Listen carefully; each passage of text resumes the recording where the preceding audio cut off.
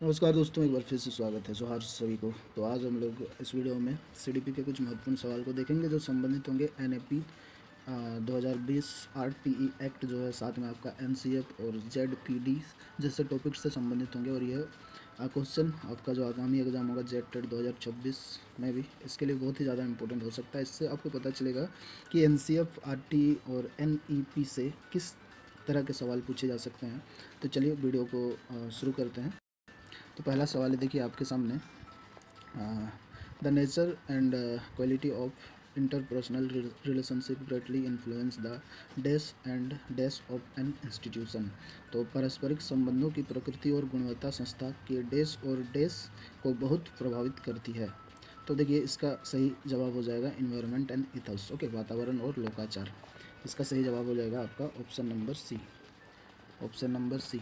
अगला सवाल है, देखिए हिंदी में करता हूँ, ठीक है। 62 नंबर या 2 नंबर बोल सकते हैं। शिक्षक छात्रों से एक समूह में पहेली सुलझाने के लिए कहते हैं तो यह किस प्रकार का अधिगम है। देखिए यहाँ पे क्या बोला जा रहा है, समूह में बोला जा रहा है, तो ये हो जाएगा आपका सहयोगात्मक, ठीक है। कोलाबोरेटिव जो लर्निंग होता है, ये हो जाएगा आपका सही जवाब। और इसका राइट आंसर हो जाएगा ऑप्शन नंबर बी। अगला सवाल की ओर बढ़ते हैं हम लोग। देखिए 63 नंबर है। इसमें सवाल है आपका, एक समावेशी कक्षा में पीयर ट्यूटरिंग, सहपाठी शिक्षण जिसको बोला गया है, का मुख्य उद्देश्य निम्न में से क्या होना चाहिए। तो देखिए इसका मुख्य उद्देश्य होना चाहिए कि सभी विद्यार्थियों के बीच सहयोगात्मक अधिगम को बढ़ावा देना। अगला सवाल है, देखिए एनईपी नेशनल एजुकेशन पॉलिसी 2020 से ये बहुत ही इंपॉर्टेंट सवाल होने वाला है, ठीक है। जेटेट के लिए में भी इससे इस तरीके के सवाल पूछे जा सकते हैं। ये सवाल है, एनईपी 2020 किस पिछली शिक्षा नीति की जगह लेती है।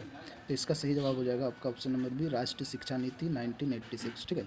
नेशनल पॉलिसी ऑन एजुकेशन 1986 इसकी जगह ले रही है 1986 की। फिर बढ़ते हैं हम लोग आगे। देखिए नेक्स्ट क्वेश्चन है, ये भी इंपॉर्टेंट है, ये जीके से है रिलेटेड, बट एक दो क्वेश्चन इस तरीके के पूछे जा सकते हैं, तो इसको भी जान लीजिए। निम्न में से कौन सा open source e learning platform IIT Kanpur के द्वारा विकसित किया गया है। तो इसका करेक्ट आंसर हो जाएगा बृहस्पति। ओके, बृहस्पति। अगला सवाल है, देखिए आरटीई से संबंधित है, ये आरटीई से संबंधित है। और यह है, आरटीई अधिनियम के तहत एक शैक्षणिक वर्ष में प्राथमिक विद्यालय के लिए निर्धारित न्यूनतम कार्य दिवसों की संख्या कितनी होती है, मतलब 1 to 5 में। देखिए 1 to 5 में आपका होता है कितना है, 200 दिन, ठीक है। बट अगर पूछेगा उच्च प्राथमिक मतलब 6 to 8 में, तो हो जाएगा आपका 220। बट इसमें राइट जो आंसर हो जाएगा, करेक्ट आंसर 200 दिन हो जाएगा, क्योंकि यहाँ पे आपका प्राइमरी का पूछा है, ठीक है। 1 to 5 का, 1 to 5 का पूछा गया है। और अगर 6 to 8 का पूछा जाता है कि 6 to 8 में न्यूनतम निर्धारित कार्य दिवसों की संख्या कितनी होती है, तो ये हो जाता है आपका 220, ठीक है। इसको याद कर लीजिएगा। नेक्स्ट सवाल है, देखिए आपका एनईपी से संबंधित है, और ये क्वेश्चन बहुत ही इंपॉर्टेंट होने वाले हैं आपके। ये है, एनईपी 2020 बोर्ड परीक्षाओं के लिए किस परीक्षा पैटर्न की अनुशंसा करता है। तो इसका जो करेक्ट आंसर हो जाएगा आपका सी नंबर, ठीक है, मॉड्यूलर और फ्लेक्सिबल परीक्षा प्रणाली। अगला सवाल है, देखिए ये भी एनसीएफ से संबंधित है। तो इसमें पूछा गया है कि जो एनसीएफ व्यापक मूल्यांकन के लिए किस मूल्यांकन दृष्टिकोण की अनुशंसा करता है, ठीक है। ये 68 नंबर है आपका सवाल। तो इसका जो सही आंसर हो जाएगा आपका हो जाएगा सी नंबर, ठीक है, कंटिन्यूस एंड एवोल्यूशन, सतत और व्यापक मूल्यांकन इसका सही जवाब हो जाएगा। जो एनसीएफ 2005 व्यापक मूल्यांकन के लिए किस मूल्यांकन दृष्टिकोण की अनुशंसा करता है, तो सतत और व्यापक। अगला बढ़ते हैं हम लोग 69। देखिए ये जेडपीडी से संबंधित है, जोन ऑफ प्रॉक्सिमल डेवलपमेंट। तो ये सवाल है, देखिए बाल मनोविज्ञान के अनुसार समीपस्थ विकास का क्षेत्र जोन ऑफ प्रॉक्सिमल डेवलपमेंट से तात्पर्य है, मतलब क्या होता है, ये पूछा गया। तो ये होता है वो अंतर जो बच्चा किसी की सहायता से और बिना सहायता से कर सकता है, ठीक है, उसको बोला जाता है जेडपीडी।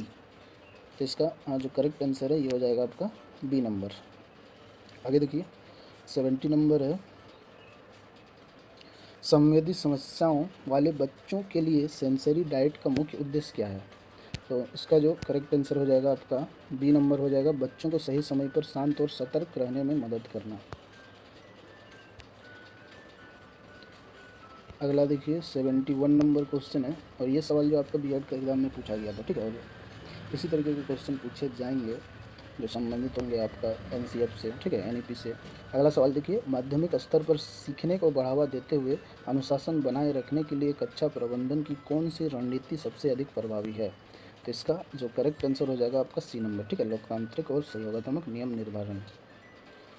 अगला सवाल है देखिए, देश को किसी की भावनात्मक स्थिति को छूने की क्षमता की आवश्यकता होती है? ये हो जाएगा आपका इंट्रापर्सनल इंटेलिजेंस, ठीक है, ए नंबर सही हो जाएगा आपका। पारस्परिक बुद्धिमत्ता, ये जो होती है किसी को मतलब पारस्परिक बुद्धिमत्ता को किसी की भावनात्मक स्थिति को छूने की क्षमता की आवश्यकता होती है। आगे बढ़ते हम लोग देखिए 73 नंबर सवाल है, तो ये आपके कथन और कारण वाले हैं। भारत में शिक्षा के अधिकार को बच्चों के मौलिक अधिकारों में से एक के रूप में मान्यता प्राप्त, ठीक है। अब कारण है कि भारत के संविधान का अनुच्छेद 21 शिक्षा के अधिकार की गारंटी देता है। तो ये तो बिल्कुल दोनों सही है, ठीक है, कथन और जो कारण दोनों ही सही है, तो ए नंबर आपका सही जवाब हो जाएगा। अगला फिर सवाल है देखिए एनसीएफ 2005, तो ये है एनसीएफ 2005 पर्यावरण शिक्षा के लिए किस दृष्टिकोण का सुझाव देता है? तो ये हो जाएगा आपका पर्यावरण चिंताओं के प्रति जागरूकता पूरे स्कूल पाठ्यक्रम में व्यापक होनी चाहिए। तो इसका सही जवाब हो जाएगा बी नंबर।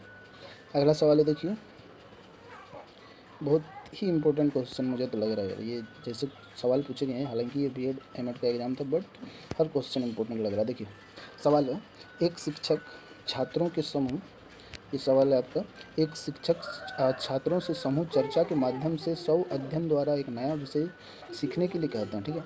चर्चा पूरी करने के बाद वे अपनी प्रस्तुतियां देते हैं, जिसके आधार पर सभी छात्र अपने सहपाठियों से उस विषय को विस्तार से सीखते हैं, सहपाठियों से उस विषय को विस्तार से सीखते हैं। तो यह डेस विधि का एक उदाहरण है। तो ये हो जाएगा आपका कोऑपरेटिव, ओके, ये हो जाएगा आपका सहकारी, ऑप्शन नंबर बी सही हो जाएगा। अगला सवाल है देखिए, यदि कोई शिक्षक विद्यार्थियों से कविता सुनाने को कहता है, ठीक है, पहले कविता सुनाने के लिए कहा, फिर एक एक करके उसके पदों की व्याख्या करता है, तो वह शिक्षक जो है शिक्षण के डेस सूत्र को अपना रहा है। तो ये हो जाएगा पूर्ण से अंश, that means whole to part, ठीक है, ये हो जाएगा आपका पूर्ण से अंश विधि को अपना रहा है। चलिए आगे बढ़ते हैं अब हम लोग। अगला सवाल है देखिए, ये in the introduction part of a lesson plan teacher aims to get students डेस, ठीक है, पाठ योजना के परिचय भाग में एक शिक्षक का उद्देश्य विद्यार्थी का डेस प्राप्त करना होता है। तो ये होता है आपका ध्यान, ठीक है, ध्यान जो अटेंशन है वो प्राप्त करना होता है। तो सी नंबर हो जाएगा सही। अगला देखिए, शब्द एजुकेशन लैटिन शब्द एडिक्वेयर से लिया गया है, जिसका अर्थ है, ठीक है, इसका अर्थ होता है बाहर निकालना, ठीक है, to bring out. Then next सवाल है देखिए, निम्नलिखित में कौन सा वाक्य अध्यापन के लिए सही है? तो ये हो जाएगा आपका करेक्ट आंसर, सीखने का अनुकरण, मार्गदर्शन, दिशा और प्रोत्साहन। चलिए फिर आगे बढ़ते हैं हम लोग। 80 नंबर सवाल है देखिए, एक शिक्षक के सामने सबसे महत्वपूर्ण चुनौती है कौन सी? ऑप्शन है देखिए, कक्षा में अनुशासन बनाए रखना, विद्यार्थियों से उनका गृह कार्य करवाना, प्रश्न पत्र तैयार करना, या शिक्षण अधिगम प्रक्रिया को आनंदमय बनाना। यही सबसे होता है मतलब चुनौतीपूर्ण कार्य, महत्वपूर्ण चुनौती वाला कार्य, ठीक है, डी नंबर हो जाएगा। अगला है देखिए, सीमा हर पाठ बहुत जल्दी सीख लेती है, लेकिन लीना को उन्हें सीखने में ज़्यादा समय लगता है, यह निम्नलिखित में से किस सिद्धांत पर आधारित है? तो ये हो गया इंडिविजुअल जो डिफरेंस होता है, हो जाएगा आपका व्यक्तिगत विभिन्नताएं, ठीक है। आगे बढ़ते हैं। देखिए अगला सवाल है, लेकिन स्किप नहीं कीजिएगा, हर क्वेश्चन इंपॉर्टेंट है, ठीक है। यदि कोई छात्र प्रश्न का उत्तर देने में असमर्थ है, तो एक शिक्षक, एक सवाल है, एक शिक्षक का सही आचरण क्या होना चाहिए? देखिए पहला ऑप्शन है, शिक्षक को उत्तर न जानने के लिए छात्र को डांटना चाहिए, बिल्कुल ये रॉन्ग हो जाएगा। शिक्षक को छात्र की उपेक्षा करना चाहिए, भी गलत होगा। और तीसरा ऑप्शन है, शिक्षक को प्रोबिंग क्वेश्चनिंग स्किल, गहन प्रश्न पूछने की कला का उपयोग करके छात्र को उत्तर देने के लिए प्रोत्साहित करना चाहिए, ये सही हो सकता है। या फिर अगला सवाल है देखिए, शिक्षक को उत्तर न जानने के लिए छात्र को नहीं दंडित नहीं होगा, यही सवाल जो ऑप्शन है सही हो जाएगा, सी नंबर, ठीक है। अगला देखिए, एक छात्र, अगला सवाल है, एक छात्र को अपने बेंच साथी की ब्लैकबोर्ड से नोट्स पूरे करने में मदद करते हुए देखकर शिक्षक उसकी ओर देखते हैं, उसके पास जाते हैं और प्यार से उसके कंधे पर थपथपाते हैं। शिक्षक द्वारा किस प्रकार का पुनर्बलन प्रदर्शित किया गया है? तो ये सकारात्मक है, अशाब्दिक थे क्योंकि बोला नहीं जा रहा, ठीक है, तो ए नंबर सही हो जाएगा। 84 नंबर देखिए सवाल है सीडीपी से संबंधित।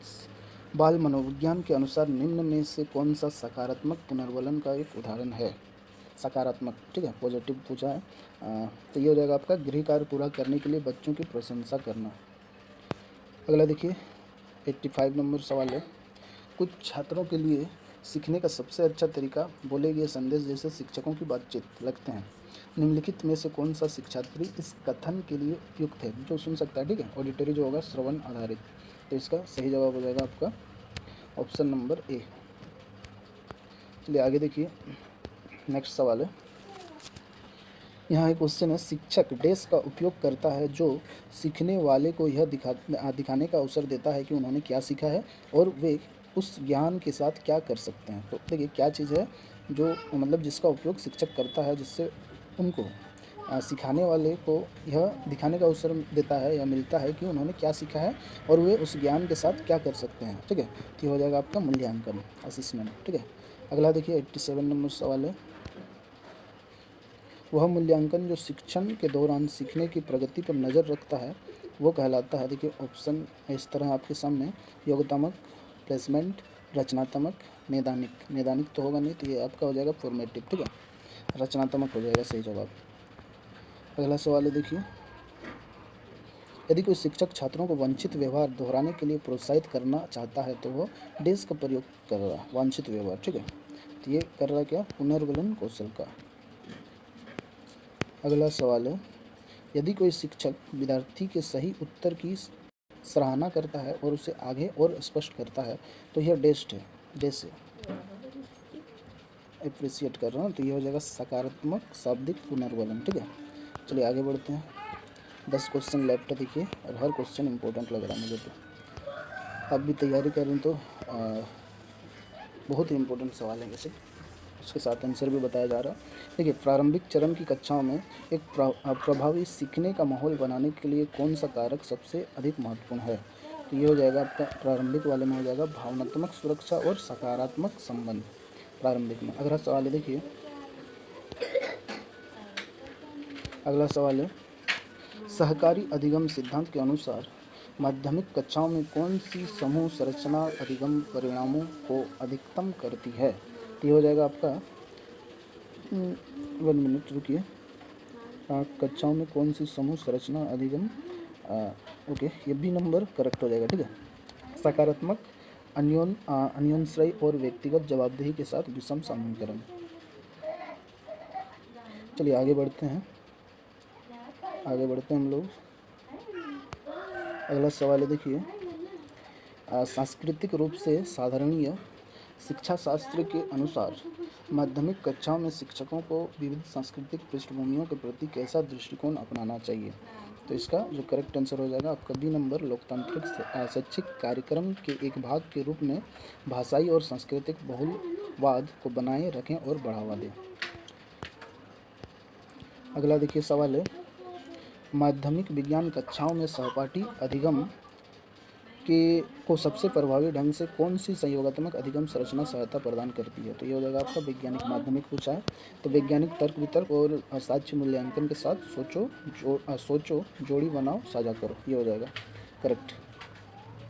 अगला देखिए 94 नंबर सवाल है आपके सामने, मैस्लो की आवश्यकताओं के 1 मिनट, पदानुक्रम के अनुसार माध्यमिक कक्षाओं में प्रभावी अधिगम होने से पहले किस आवश्यकता की पूर्ति होनी चाहिए? मैस्लो से संबंधित ये सवाल है 6 to 8 के लिए। तो ये देखिए आपका करेक्ट आंसर हो जाएगा सुरक्षा और संरक्षा की आवश्यकताएं। अगला नेक्स्ट क्वेश्चन है 95 नंबर, और ये सवाल है देखिए, ट्रामा इन्फॉर्म्ड शिक्षा शास्त्र का कौन सा सिद्धांत शुरुआती वर्षों की सेटिंग में संवेदनशील बच्चों को सहायता देने के लिए सबसे ज़्यादा जरूरी है? तो ये हो जाएगा आपका करेक्ट आंसर हो जाएगा बी नंबर, ठीक है, बी नंबर हो जाएगा करेक्ट, सुरक्षा, विश्वसनीयता और पहले से तय दिनचर्या। ओके, फिर 96 नंबर देखिए, भागिएगा नहीं और 4 ही क्वेश्चन बाकी हैं तो हर क्वेश्चन इंपॉर्टेंट है, अभी छोड़िएगा तो बाद में दिक्कत होगा, ठीक है। अगला सवाल है, देखिए निर्भरता स्वतंत्रता के संदर्भ में देश विविधताएं महत्वपूर्ण विचार है। तो ये हो जाएगा आपका वायु, आयु हो जाएगा, क्योंकि यहाँ पे निर्भरता स्वतंत्रता के संदर्भ में बोला है। ठीक है, जो आयु है ये विविधताएं महत्वपूर्ण विचार है। और कुछ है क्या? नहीं, यही है। आगे देखिए, लास्ट 4 क्वेश्चन है आपके सामने। इस प्रकार है, देखिए, एक छात्र सामाजिक रूप से परिपक्व कैसे होता है? ठीक है, तो आंसर हो जाएगा आपका ये बी नंबर हो जाएगा। एक छात्र सामाजिक रूप से परिपक्व तब हो सकता है जब वह उन लोगों के संपर्क में आता है जो सामाजिक रूप से परिपक्व हैं, ताकि वह उनके अनुसार अपने व्यवहार को उन्हीं के अनुरूप बना सके। ठीक है, चलिए अगला सवाल देखिए, जो लोग एक दूसरे के साथ संवाद और बातचीत करते हैं यह डैश है। तो ये देखिए, ये कन्फ्यूजन बहुत होता है इस तरीके के सवाल में। तो ये हो जाएगा आपका इंटरपर्सनल। ठीक है, इसको बोला जाता है अंतर व्यक्तिक संबंध। ठीक है, interpersonal people who communicate and interact with one another is. ठीक है, जो एक दूसरे का संवाद और बातचीत करते हैं वो क्या होगा? इंटरपर्सनल होगा। एक इंट्रा भी होता है, ठीक है, जिसको पारस्परिक बोलते हैं, बट यहाँ पे इंटर हो जाएगा। बी नंबर सही हो जाएगा। अगला देखिए 99 नंबर है, देश संचार असावधानी से हीरो बोला देश संचार सावधानी से संदेश की योजना बनाता है और इसे प्रभावी ढंग से वितरित करता है ताकि छात्रों के बीच आत्म संचार का आह्वान किया जा सके। तो ये भी हो जाएगा आपका इंटरपर्सनल। ठीक है, इंटरपर्सनल डी नंबर सही हो जाएगा आपका, डी नंबर। लास्ट सवाल है देखिए, और चैनल में पहली बार आए हैं तो क्या करना आप सभी को पता होगा। अगला सवाल है, वैसे इस चैनल में कुलमाली का भी क्लास लिया जाएगा। एडिट का वैसे ये अगस्त या सितंबर में एग्ज़ाम हो जाना चाहिए अभी तक, बट देखिए क्या होता है। लास्ट सवाल है देखिए, मध्य चरण के शिक्षा शास्त्र में कौन सा कारक छात्रों की प्रेरणा और जुड़ाव पर सबसे अधिक प्रभाव डालता है? लास्ट सवाल है। ठीक है, देखिए ऑप्शन है दंड का भय, केवल बाहरी पुरस्कार और ग्रेड, ये से कभी नहीं होगा। दंड और पुरस्कार वाले को कभी मारना ही नहीं क्वेश्चन में। सी नंबर है सकारात्मक सीखने का माहौल और विषय की प्रासंगिकता की समझ, प्रासंगिकता की समझ और साथियों की तुलना और प्रतिस्पर्धा। देखिए सबसे सटीक आंसर हो जाएगा आपका सी नंबर। ठीक है, सी नंबर, जो सकारात्मक सीखने का माहौल होना चाहिए वो ज़रूरी है बच्चों के लिए। तो यहाँ पे यह वीडियो खत्म होता है। ठीक है, फिर मिलते हैं हम लोग बहुत जल्द नेक्स्ट वीडियो में। वीडियो देखने के लिए आप सभी का धन्यवाद। जोहार, जय झारखंड।